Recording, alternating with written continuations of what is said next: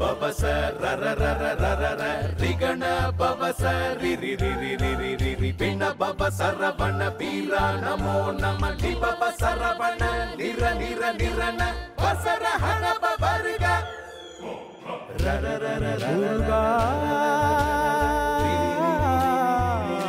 முருகா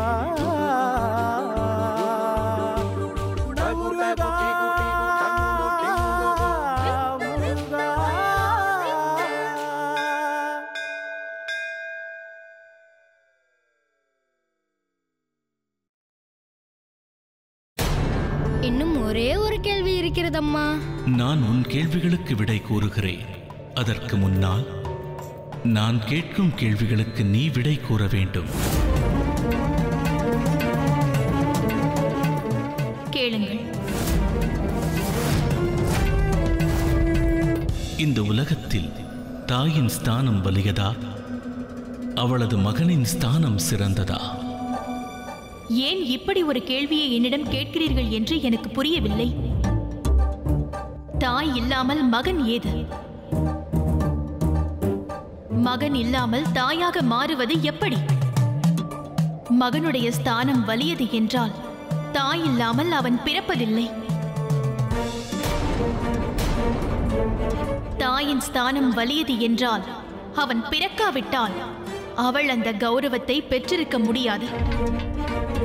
தாய் மணி என்றால் அதன் ஒலிதான் மகன்.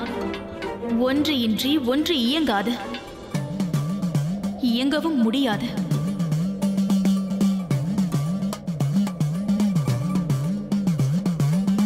தாய் மாணிக்கம் என்றால் அதன் ஒளிதான் மகன். அதனால்தான் ஒன்றோடு ஒன்று இணைந்திருக்கிறது. பொருத்தமாகச் சொன்னாய் தேவி. அப்படித்தான் உனக்குள் உன் மகனும் உன் மகனுக்குள் நீயும் இணைந்திருக்கிறீர்கள். தாய்மையின் சக்தி உயர்ந்தது என்பதால் திரிமூர்த்திகளால் கூட தாயிடமிருந்து குழந்தையை பிரித்து வைக்க முடியாது. நீ உடலால் அவனுடன் இல்லாமல் இருக்கலாம், ஆனால் உள்ளத்தால் அவனுடனேயே இருக்கிறாய். உன் தாய் பாசம் ஒரு நாள் உன்னை உன் குழந்தையோடு நிச்சயம் சேர்க்கும். உன் பிள்ளையும் உன்னோடு கொஞ்சி விளையாட துடித்துக் கொண்டிருக்கிறான். அதற்குரிய நேரத்திற்காக காத்துக் கொண்டிருக்கிறான். அதற்கு முன்பு நீ அவனை சென்று பார்க்க வேண்டும் என்று விரும்பினால் அதை யாரும் தடுக்க மாட்டார்கள். ஏன், இந்த பரமசிவனாலும் தடுக்க முடியாது. நீ மற்றொன்றை நினைத்து பார்க்க வேண்டும் தேவி. நீ உனது தாய்மையின் மூலம் உன் குழந்தையை உணர்ந்தாய். அவன் அருகில் சென்றாய். உன் கரங்களால் அவனை தூக்கி உன் தோளில் சுமந்தாய். அதுபோல மானசீகமாக நீ எப்போது வேண்டுமானாலும் அவனிடம் செல்லலாம்.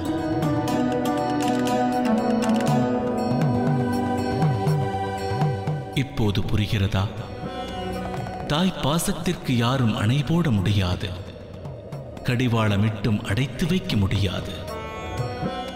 ஆனால் நீ நினைக்கும் போதெல்லாம் போய்விட முடியாது, போகவும் கூடாது. எந்த விதி உன்னை பிள்ளையிடம் செல்ல விடாமல் தடுத்ததோ அந்த விதிக்கு அப்படி செய்வதற்கான காரணம் தெரியும். விதி போடும் முடிச்சுகளை அதுவேதான் அவிழ்க்க வேண்டும்.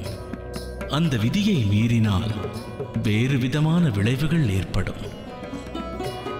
அதனால் அந்த விதி வாழ்க்கை நியதி. எப்போது வழியை தருகிறதோ அப்பொழுதுதான் நாம் போக முடியும், போக வேண்டும். இதற்கு மேல் என்ன செய்ய வேண்டும் என்று முடிவெடுக்க வேண்டியது உன் பொறுப்பு. குருதேவா, ஏன் சுவாமி இப்படி சொன்னார் என்பது புரியவில்லையே. அன்னை பார்வதி அங்கு சென்றால் அவருடைய பாசத்தில் சிவகுமாரன் மூழ்கிவிட்டால் என் செய்வது? இல்லை, அவர் நம் தேவர்களை காப்பாற்ற தோன்றியவர் அல்லவா? மாதா பார்வதி அங்கு செல்வதால் அந்நோக்கம் நிறைவேறாமல் போய்விடுமே. பேசாமல் இருங்கள். அன்னை பார்வதி என்னதான் கூறுகிறார் என்று பார்ப்போம். நான் ஒரு தாய். அன்னையின் மனம் பிள்ளையின் பிரிவை தாங்கிக் கொள்ள இயலாது. அதனால் தான் அவனை உடனே பார்க்க வேண்டும் என்று என் மனம் கூறுகிறது.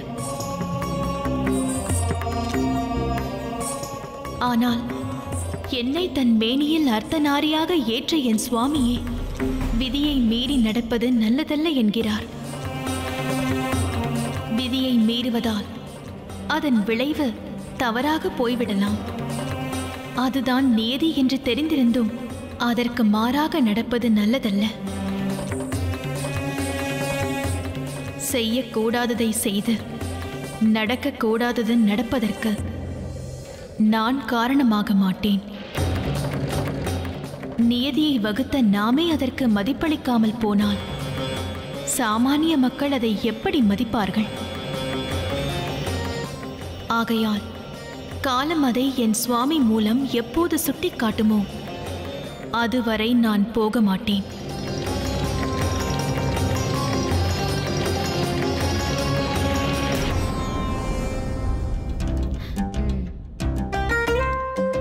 இன்னும் ஒரு கேள்வி இருக்கிறது என்று கூறினாய் அல்லவா?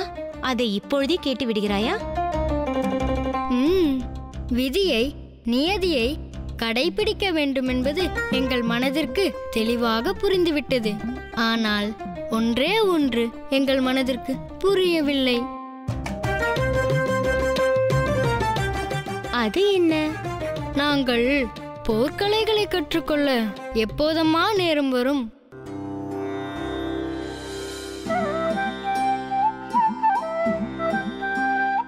எங்களது அன்பு செல்வங்களே, அதை பற்றி உறுதியாக கூறும் தகுதி எங்களுக்கில்லை. அது எப்பொழுது வேண்டுமானாலும் ஏதோ ஒரு வகையில் சமய சந்தர்ப்பம் என்பார்களே, அப்படி தானாகவே வந்துவிடும். எதை எதிர்பார்க்கிறோமோ அது நடக்காமலும் போகலாம். எதை எதிர்பார்க்காமல் இருக்கிறோமோ அது உடனே நடந்துவிடலாம். எந்த ஒரு செயலுக்கும் ஒரு விளைவு எதிர்விளைவு இருக்கிறதல்லவா? அப்படித்தான். நீங்கள் சொல்வது எங்கள் மனதிற்கு தெளிவாக புரிந்துவிட்டது. உங்கள் ஆணையை நாங்கள் ஏற்றுக்கொள்கிறோம். சொல்லும் நேரம் வரை நாங்கள் காத்திருக்கிறோம். அந்த நேரம் வரும்பொழுது நாங்கள் ஒரு கணமும் தாமதிக்க மாட்டோம். கற்றுத்தர பின்வாங்கவும் மாட்டோம். இது என் சத்திய வாக்கு.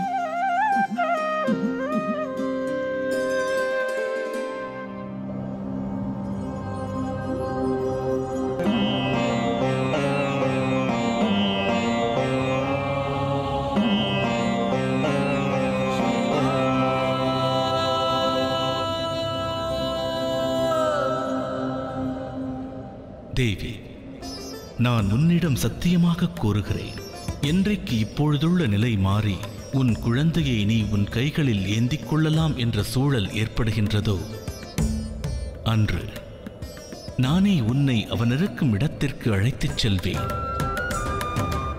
அதன் பிறகு உனக்கும் உன் பிள்ளைக்கும் நடுவிலிருக்கும் உரிமையில் நான் தலையிட மாட்டேன். அக்கணம் முதல் நீ உன் மகனை எப்போதும் கொஞ்சி மகிழ்ந்திடலாம்.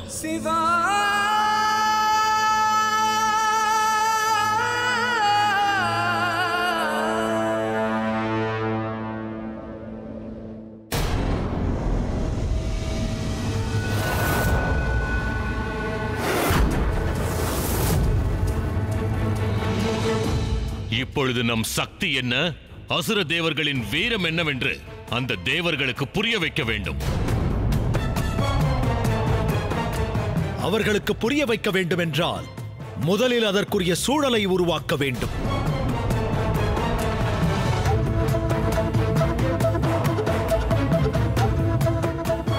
அசுரர்களின் வலிமை என்ன என்பதை நாம் அவர்களுக்கு உணர்த்தி இருந்தும் நம்மை எதிர்க்க துணிந்திருக்கிறார்கள் என்றால் அவர்களுக்கு பின்னிலிருந்து எவரேனும் உதவி செய்திருக்க வேண்டும். வேறு யார் அவர்களுக்கு உதவுவார்கள்? தேவர்களின் நலனில் அக்கறை கொண்ட ரிஷி முனிவர்கள் தான் அவர்களுக்கு உதவியிருப்பார்கள். அந்த ரிஷிகளையும் முனிவர்களையும் வேரோடு அழித்து விட்டால் அந்த தேவர்கள் மீண்டும் துளிர்த்தெழ முடியாது. தாரகாசுரா, ஆத்திரத்தால் நாம் அறிவிழந்து விடக்கூடாது. ஏற்கனவே ஈசன் கோபத்திற்கு ஆளாகிவிட்டோம். இப்போது ரிஷிகள் முனிவர்களின் கோபத்திற்கும் ஆளாக வேண்டுமா? அவர்களை அடக்க வேறு என்ன வழி இருக்கிறதென்று நாம் பொறுத்திருந்து பார்ப்போம். சிங்கமுகா, புயலாக மாறி நாம் புறப்பட வேண்டிய இந்நேரத்தில் நிதானம் காக்கச் சொல்கிறாயா?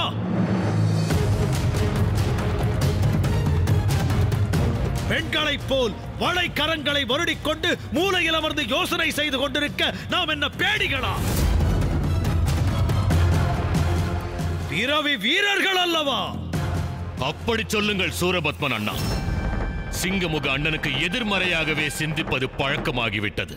அசுர படைகளோடு நான் செல்கிறேன். காடு, மலை, குகை என்று திரிந்து கொண்டிருக்கும் முனிவர்களையும் ரிஷிகளையும் தேடி பிடித்து கொண்டு வந்து அரண்மனையில் அடைக்கிறேன். அந்த முனிவர்களும் ரிஷிகளும் நம் கட்டுப்பாட்டில் வந்துவிட்டால் தேவர்கள் நம்மை தேடி வந்தே தீர வேண்டும்.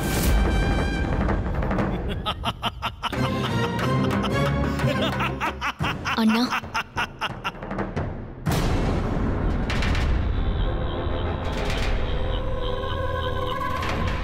தேவர்கள் சப்த ரிஷிகளை மீட்பதற்காக நம்மை தேடி வருவார்கள் என்பது உண்மைதான். ஆனால் அவர்கள் வருவதற்கு முன்பாக அந்த சிவபுத்திரர்களை எங்கேனும் மறைத்து வைத்து விட்டால் என்ன செய்வது?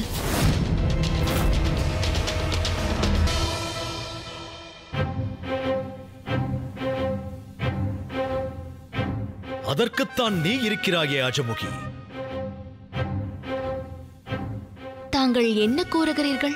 அந்த பொறுப்பை உன்னிடம் ஒப்படைக்கிறேன் அஜமுகி. காலம் தாழ்த்தாமல் இக்கணமே சிவபுத்திரன் இருக்கும் இடத்திற்கு நீ செல்ல வேண்டும். இரவு பகல் பாராமல் அவன் நடமாட்டத்தை நீ கண்காணிக்க வேண்டும். எத்தனை சோதனைகள் வந்தாலும் நாங்கள் அழைக்கும் வரை நீ அங்கேயே இருக்க வேண்டும்.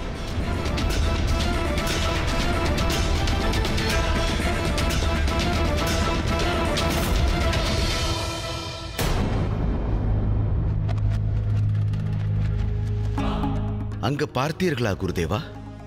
தாரகாசுரனிடமிருந்து மறைந்து வான்மண்டலத்தில் கூட நிம்மதியாக நம்மால் வலம் வர முடியவில்லையே. இப்படி ஓடி ஒளியும் நிலைமை நமக்கு ஏற்பட்டு விட்டதே. அம்மா, நாங்கள் கேட்ட எல்லா கேள்விகளுக்கும் பதிலளித்தீர்கள்.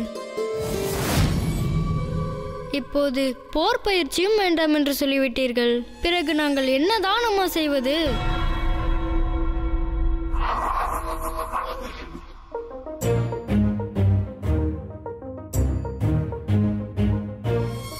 ஓஹோ, சின்னஞ்சிறு குழந்தைகளாக பார்த்த இவர்கள் இவ்வளவு பெரியவர்களாக வளர்ந்து விட்டார்களா? அதனால்தான் என் அண்ணன் சூரபத்மன் நீ முதலில் அங்கு சென்று அங்குள்ள நிலைமையை அறிந்து கொள் என்று அனுப்பி வைத்தாரா? கிராமங்களில் கண்ணாமூச்சி என்று சொல்வார்களே, அதை விளையாடலாமே.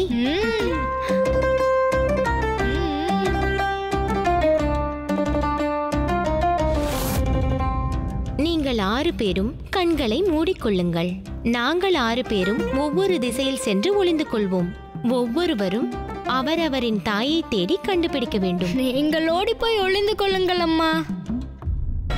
இங்கு வந்து பார்க்கும்போதுதான் எந்த அளவிற்கு மாற்றங்கள் ஏற்பட்டிருக்கிறது என்பது புரிகிறது. நாங்கள் எடுத்த அனைத்து முயற்சிகளாலும் பாதிக்கப்படாமல் இந்த அளவிற்கு வளர்ந்திருக்கிறார்கள் என்றால் ஏதோ ஒரு சக்தி இவர்களை காப்பாற்றுகிறது. அது என்னவென்று கண்டுபிடிக்க வேண்டும். அதற்கு இங்கேயே இருந்து கண்காணிக்க வேண்டும்.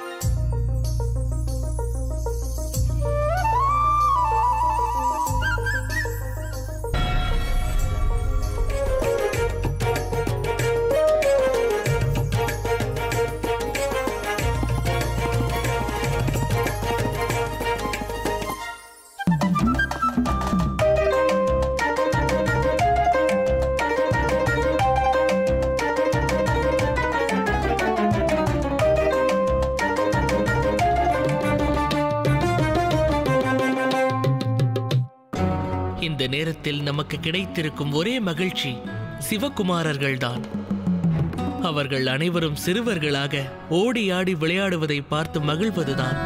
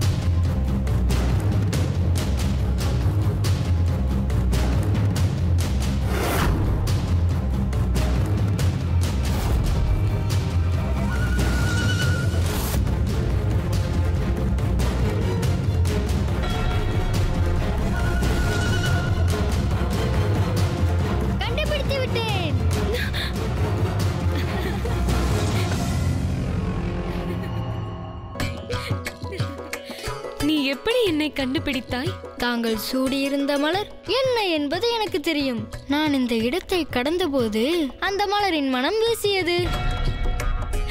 ஆஹா, ஐம்புலன்களின் ஒன்றான நாசையின் முகரும் சக்தி உனக்கு நன்றாகவே இருக்கிறது.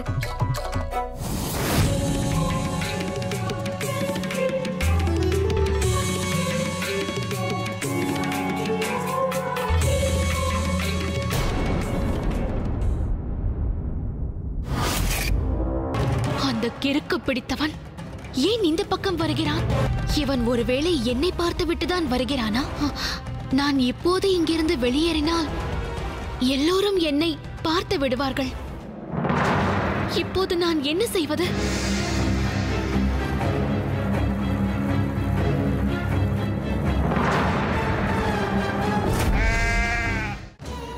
தமிழ்க்கடவுள் முருகன் ஒரு சிறிய இடைவேளைக்கு பின் தொடரும்.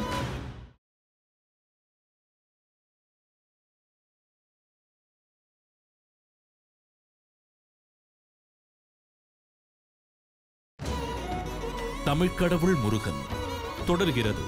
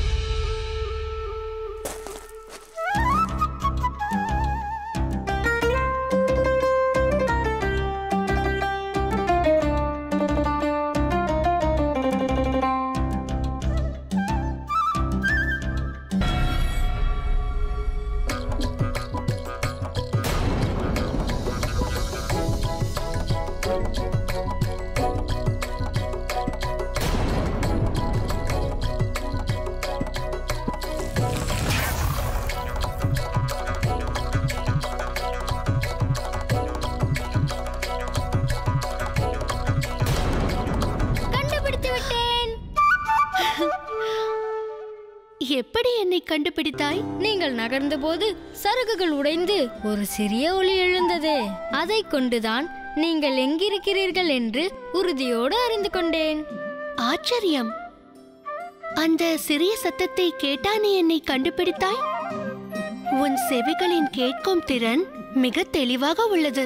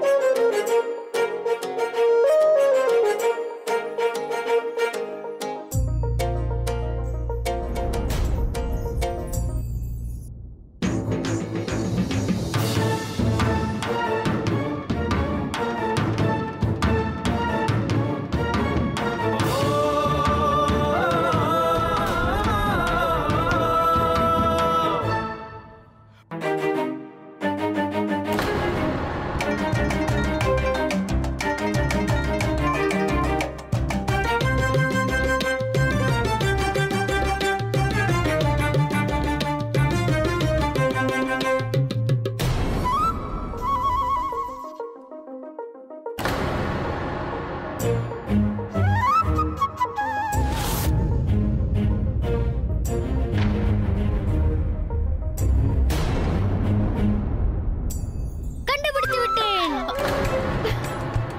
நீ எப்படி என்னை கண்டுபிடித்தாய்?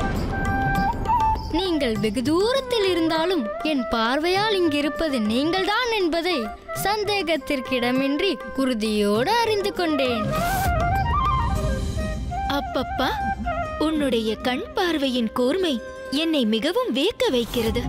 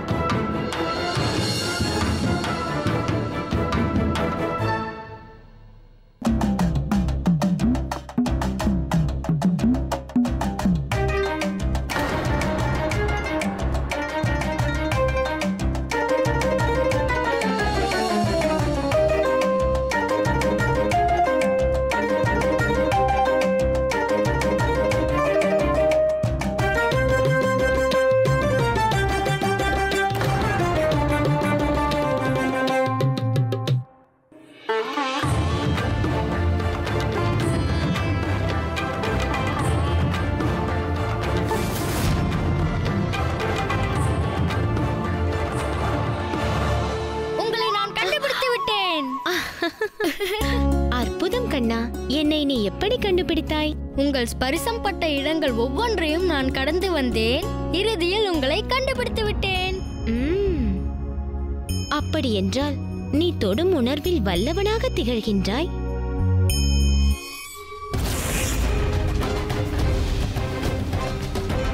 மெய் தீண்டலிலிருந்து கண்டுபிடிக்கும் சக்தி உனக்கு நிறையவே இருக்கிறது. என் செல்லமே, வா போகலாம்.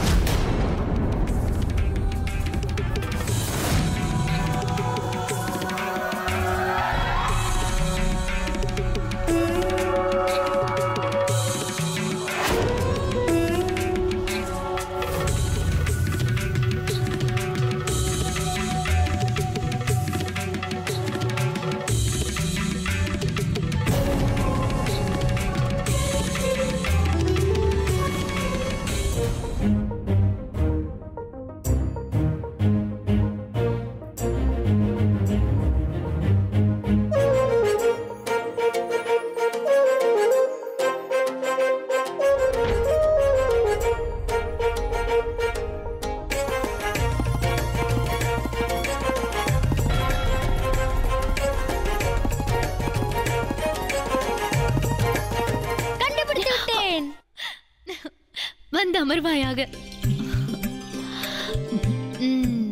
எப்படி என்னை கண்டுபிடித்தாய்? நீங்கள் தினமும் ஒரு குறிப்பிட்ட மரத்தின் பழங்களையே கொண்டு வருவீர்கள். அதனால் அதற்கு பின்னால் தான் ஒளிந்திருப்பீர்கள் என்று தீர்மானித்தேன். இந்த மரத்தை பார்த்தவுடன் நீங்கள் இங்குதான் ஒளிந்திருப்பீர்கள் என்று எனக்கு புரிந்துவிட்டது. ஒளிந்திருக்கும் இடமும் தெரிந்துவிட்டது. என் கண்ணே, உன் நாவின் சுவை இந்த தாயை கண்டுபிடிக்க செய்துவிட்டது. 5 புலன்களில் உள்ள சுவையறியும் அறிவு உன்னில் நிறைந்திருக்கிறது. ஒவ்வொரு பிள்ளைக்கும் ஒவ்வொரு சக்தி அதிகமாக இருக்கிறதா? நான் இங்கு ஒளிந்திருந்து இதையெல்லாம் பார்த்து அறிந்து கொண்டது நல்லதுதான். இன்னும் என்னென்ன சக்திகள் இவர்களிடம் இருக்கின்றன என்பதையும் மறைந்திருந்து கண்டுபிடிக்கிறேன்.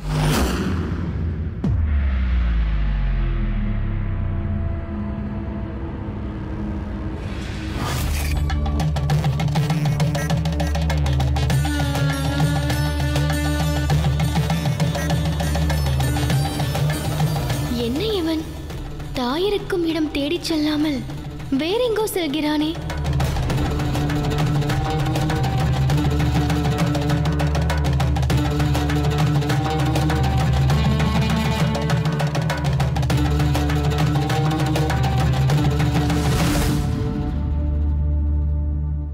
நாராயண நாராயண. அடடடா, என்ன நாரதரே? அந்த குழந்தைகளை பாருங்களே. அவர்களில் 5 பிள்ளைகளின் அறிவுத்திறன் எதில் மிகுந்துள்ளது என்பதை அவர்கள் வெளிப்படுத்தி விட்டார்கள். ஆனால் 6வதாக உள்ள பிள்ளையின் நிலைதான் என்னவென்றே புரியவில்லை.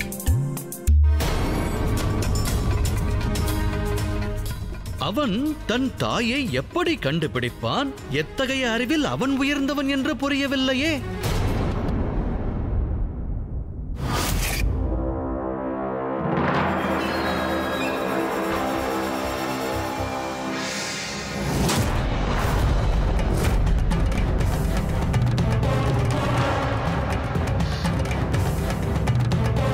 அந்த கிறுக்கு பிடித்தவன் ஏன் இந்த பக்கம் வருகிறான்? அந்த 5 பேருக்கும் இருக்கும் எந்த ஒரு தனி அறிவும் இவனுக்கு இல்லை என்று தெரிகிறது.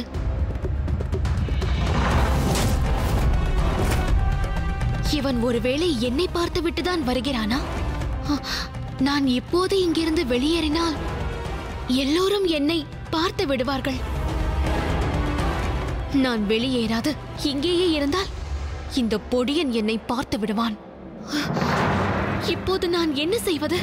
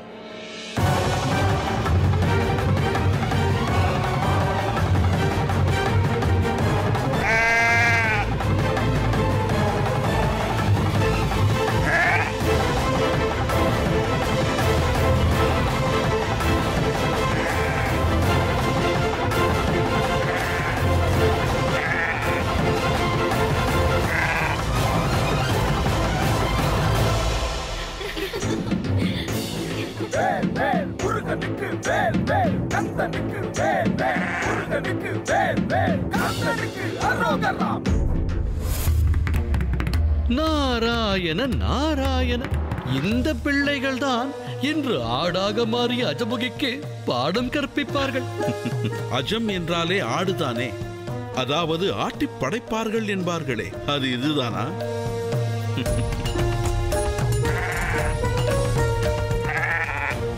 ஒன்று மட்டும் நன்றாக புரிகிறது தேவகுருவே. இனி அந்த அஜமுகி சிவபுத்திரர்கள் முன்னால் வர முடியாது, வரவும் மாட்டாள். நாராயண.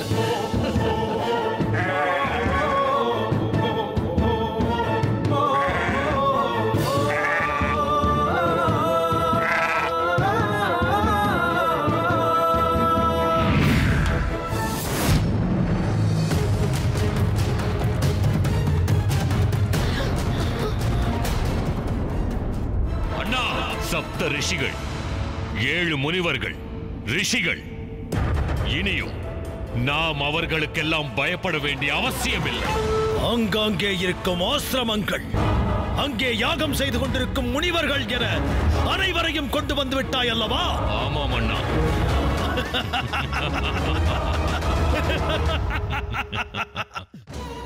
தமிழ்க்கடவுள் முருகன் ஒரு சிறிய இடைவேளைக்கு பின் தொடரும்.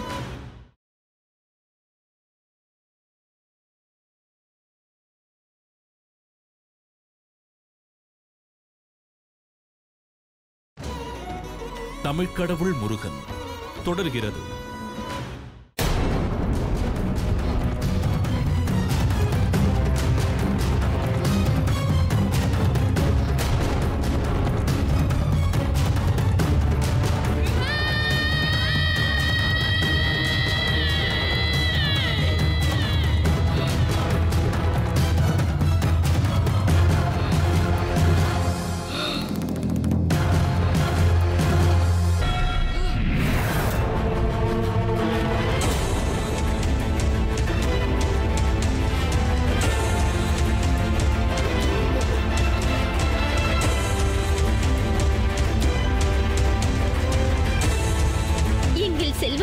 உங்களுக்கு ஒன்றும் நேரவில்லை அல்லவா? எங்களால் தனக்கு ஏதும் நேர்ந்துவிடக் கூடாது என்றுதான் அம்மா அந்த ராட்சசி மறைந்து விட்டாள். அது சாதாரண ஆடல்ல, ராட்சசி. வேறு யாரும் அல்ல, கிழவியாக வந்து நம்மை துன்புறுத்திய அதே ராட்சசிதான். பிள்ளைகளுக்கு எவ்வளவு தைரியம் பார்த்தீர்களா? அதில் என்ன ஆச்சரியம்?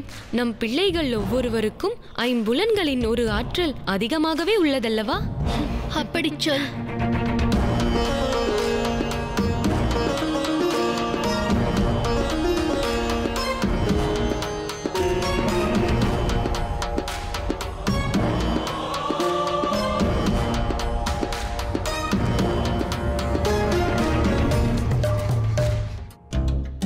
கண்ணே, நீ ஏன் தலை குனிந்து நிற்கிறாய்? எனக்கென்று தனிப்பட்ட முறையில் அறிவேதும் இல்லை. அப்படித்தானே அம்மா? யார் அப்படி சொன்னது?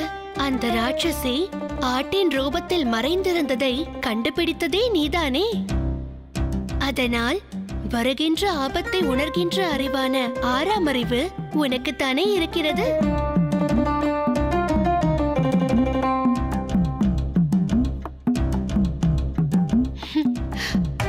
வேண்டுமானால் இவர்களிடம் கேட்டுப்பார். ஆமாம் ஆமாம், அதுவே உண்மை. அந்த ஆறாம் அறிவு இல்லாமல் போயிருந்தால் ராட்சசியை கண்டுபிடித்திருக்க முடியுமா? அப்படி என்றால் என் ஆறாம் அறிவு ஒன்றை உணர்கிறது. என்ன அது? அந்த ராட்சசி இங்கு வேறு ஒரு வடிவத்தில் நாம் பேசுவதை கேட்டுக்கொண்டிருக்கிறாள்.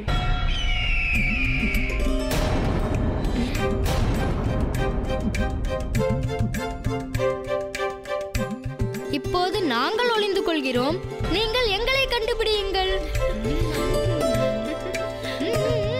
சரி, ஒளிந்து கொள்ளுங்கள். மெதுவாக செல்லுங்கள்.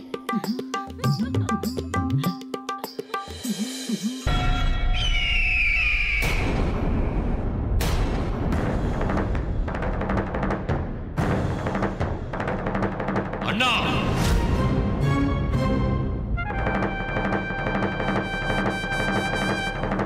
அண்ணா, வணங்குகிறேன்.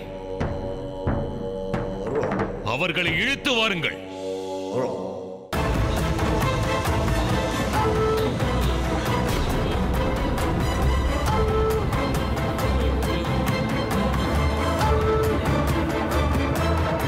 சப்த ரிஷிகள், 7 முனிவர்கள், ரிஷிகள்.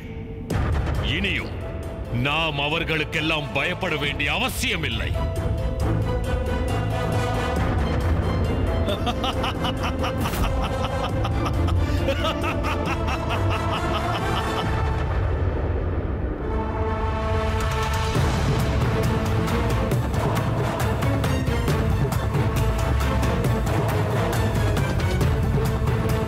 பலே தாரகாசுரா, பலே!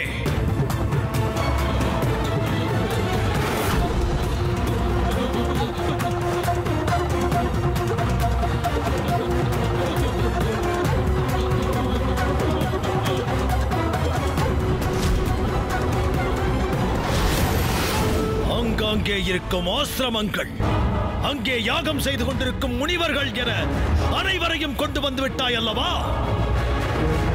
ஆமாம் அண்ணா.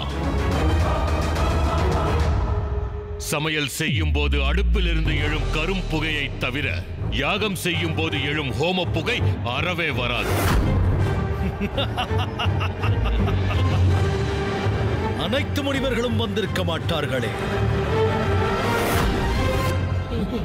சிலர் வர மறுத்து அடம் பிடித்திருப்பார்களே. ஆமாம் அண்ணா, அப்படியும் செய்தார்கள்.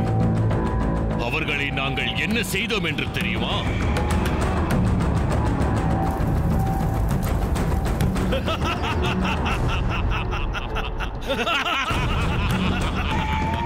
அப்படித்தான் செய்ய வேண்டும் தாரகா. இவர்களுக்கு தக்க தண்டனையைத்தான் நீ தந்திருக்கிறாய். சப்த ரிஷிகள் என்ன ஆனார்கள்? அண்ணா, சப்த ரிஷிகள் இருக்கும் இடம் தெரியவில்லை. இவர்களுக்குமா? ஆமண்ணா, இவர்களுக்கும் தெரியவில்லை. ஆனால் என்ன தாரகாசுரா? சகல ஞானமும் பெற்ற சப்த ரிஷிகளுக்கு இவர்களின் நிலை தெரியும். இவர்கள் அலறி துடிப்பதையும் கதறி அழுவதையும் செவியுற்று அவர்கள் இங்கு வருவார்கள்.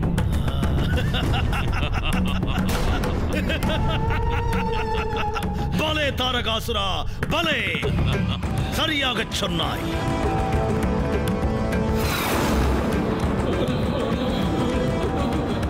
இவர்களின் கூக்குரலை கேட்டு அந்த சப்த ரிஷிகளும் அவர்களாகவே இங்கு வந்து விடுவார்கள்.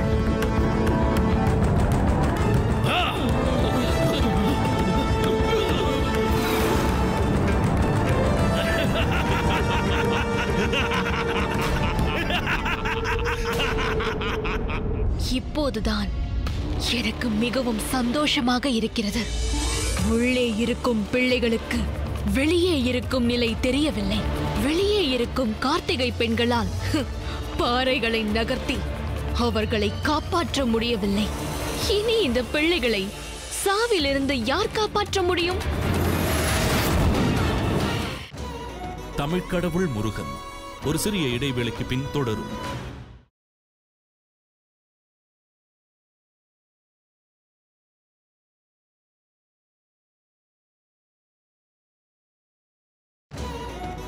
தமிழ்க்கடவுள் முருகன் தொடர்கிறது.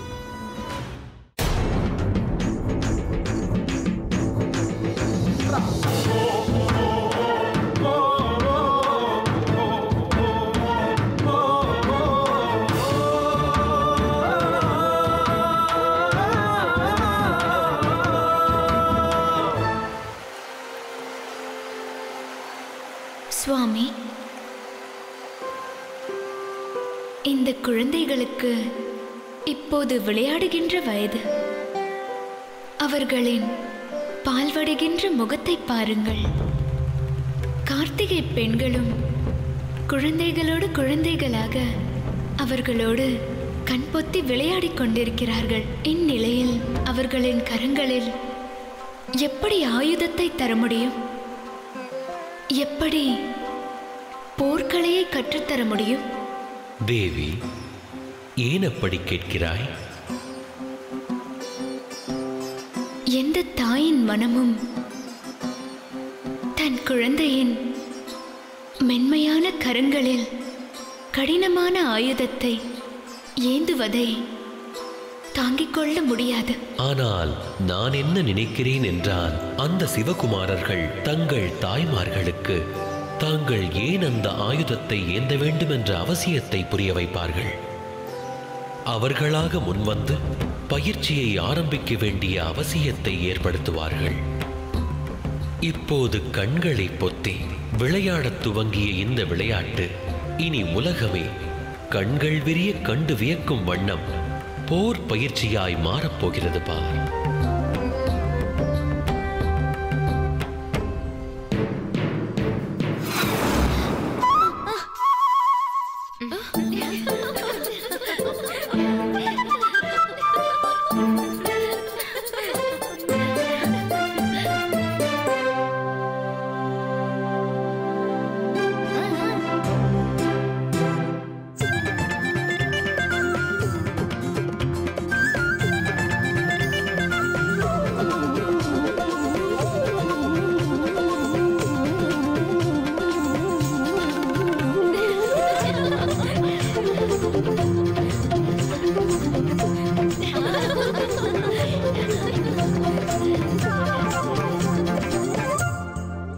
பார்த்தீர்களா?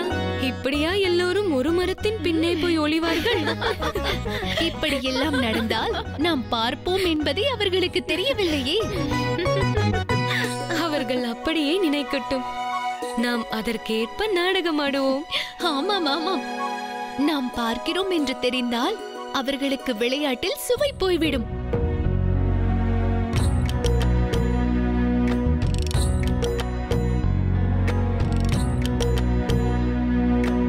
நாங்கள் வரலாமா? நீங்கள் ஒளிந்து கொண்டீர்களா? இல்லை இல்லை, வராதீர்கள். நாங்கள் இன்னும் ஒளிந்து கொள்ளவில்லை.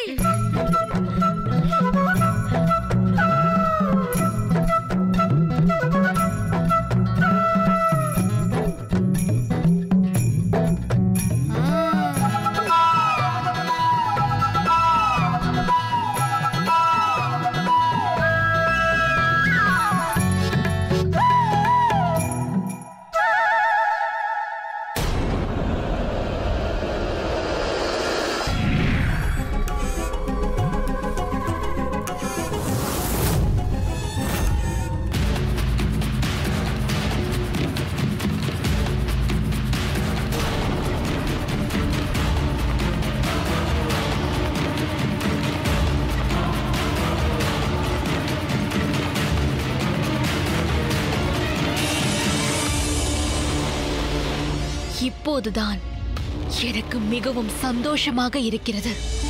உள்ளே இருக்கும் பிள்ளைகளுக்கு வெளியே இருக்கும் நிலை தெரியவில்லை. வெளியே இருக்கும் கார்த்திகை பெண்களால் பாறைகளை நகர்த்தி அவர்களை காப்பாற்ற முடியவில்லை. இனி இந்த பிள்ளைகளை சாவிலிருந்து யார் காப்பாற்ற முடியும்?